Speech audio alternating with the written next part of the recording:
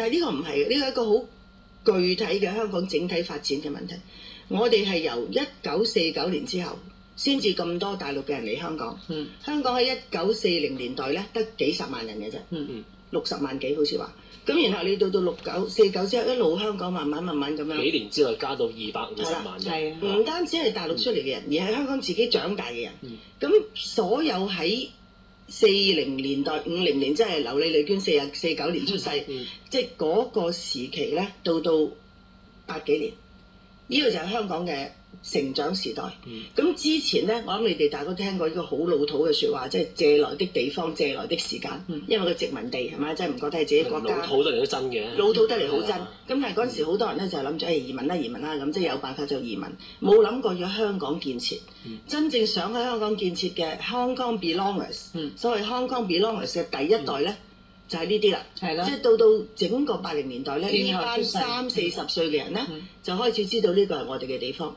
咁所以嗰陣時開始咧，即係同香港電台嘅發展一樣，即係拉埋一齊講，亦都同香港整個傳媒嘅發展一樣。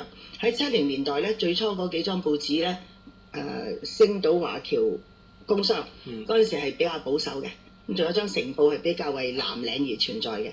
咁電視咧，即係無論嗰陣時叫麗的電視。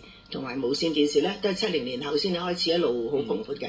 咁最初咧最受歡迎嘅當然係電視劇啦，《狂潮家變》、《十大奇案》，係嘛都好成功。咁但係到80年代開始咧，大家就知道要關心前途啦。咁所以嗰陣時我哋要講嘅咧，都開始係公共事務啦。咁又舉一個最容易明白嘅例，1980年開始有城市論壇。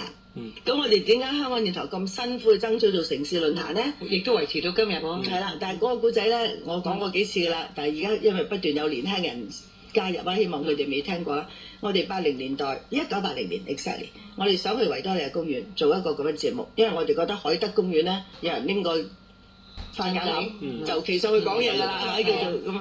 咁我哋就希望香港有咁嘅環境，即係電視直播添。到今日為止都仲係。全個亞洲，我未敢話全世界我冇研究過，但係全個亞洲一定係，全個世界亦都多數係。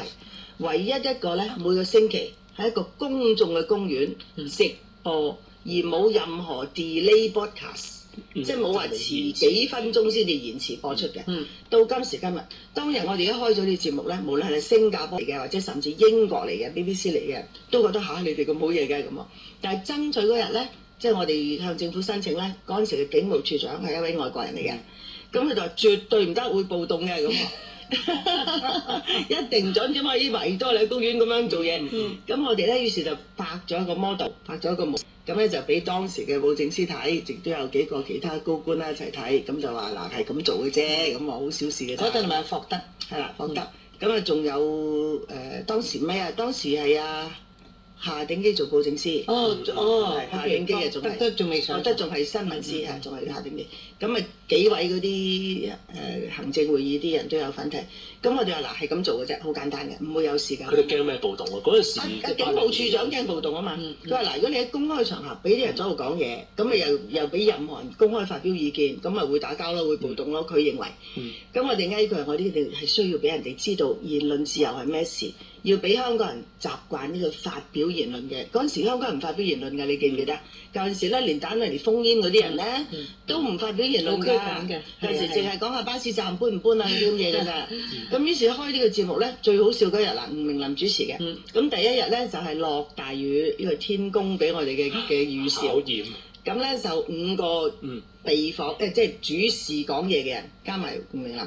開邊咧，嗰啲水浸到我小腿，咪嚟，仲有張相㗎嚇。你問下曾志華攞張相，咁咧就啲水浸到我小腿嘅，咁啊一個觀眾都冇啦。咁嗰5位嘉賓加埋吳明林咧，個涼亭底下咧就講完咗呢個節目，就現場直播1小時。自此之後咧，當時冇反應㗎，冇迴響㗎，絕冇迴響啊！嗰陣時開頭嗰5年，由80至到84，我哋咧係要每個星期去請啲學校。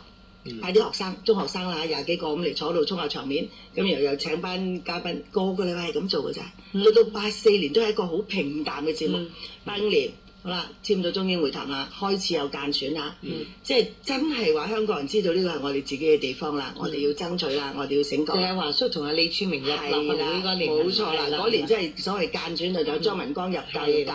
咁嗰年開始咧，就香港人知道啦。對時事有認識啦。咁然後咧，嗰啲議員開始肯嚟啦，亦都當時有政府官員肯嚟。雖然唔係好高級肯嚟，但係就有政府官員嚟。